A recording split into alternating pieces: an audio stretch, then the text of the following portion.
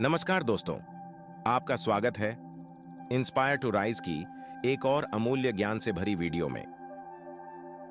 एक समय की बात है, गौतम बुद्ध अपने शिष्यों को उपदेश दे रहे थे। इसी दौरान वहां हैरान परेशान राजा अजातशत्रु आ पहुंचे।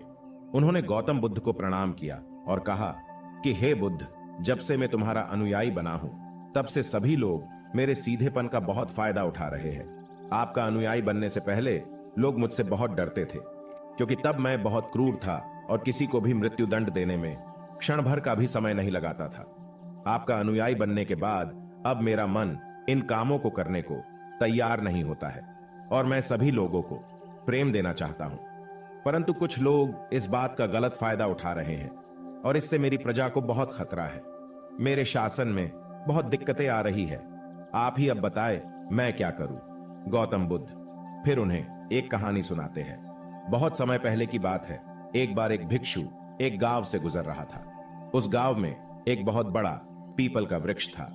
चलते चलते भिक्षु बहुत थक गया था। उसने सोचा कि उस वृक्ष के नीचे थोड़ा आराम कर लिया जाए। वह वहां पहुंचा ही था कि कुछ लोग उसे रोक देते हैं और भिक्षु से कहते हैं कि वहां तुम मत जाओ, वहां एक बहुत जहरीला सांप रहता है। उसने बहुत से लोगों को डस लिया है। वह इतना खतरनाक है कि जो भी उसके सामने आता है वह उसे जिंदा नहीं छोड़ता है। भिक्षु मुस्कुराता है और कहता है कि एक दिन तो सभी को मरना है। अगर मुझे आज ही मरना होगा तो इसमें कौन सी बड़ी बात है। आप मेरी जरा भी चिंता न करें और मुझे आज्ञा दे। भिक्षु वहां से चल देता है और पेड़ के नीचे अपना आसन बिछाकर बैठ जाता है। थोड़ी ही देर बाद उसके सामने सांप आता है और उससे कहता है कि क्या तुम्हें मुझसे डर नहीं लगता?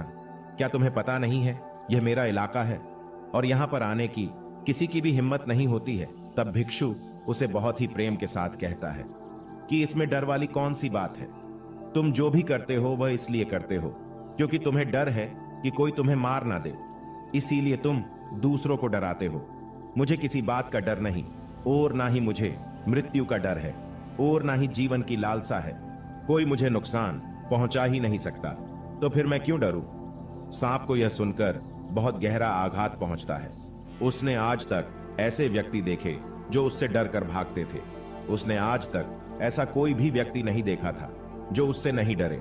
भिक्षु की इतनी बातें सुन सांप उनके चरणों में लेट जाता है और उनसे कहता है कि आज तक मैंने जो भी किया वह अपनी जान बचाने के लिए किया, क्योंकि अगर मैं इस तरह का रूप धारण नहीं करता तो लोग मुझे जिंदा नहीं छोड़ते।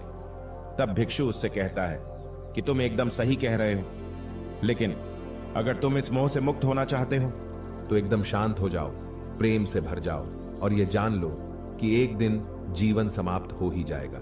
उसके लिए बुरे कर्म करने की कोई आवश्यकता नहीं है।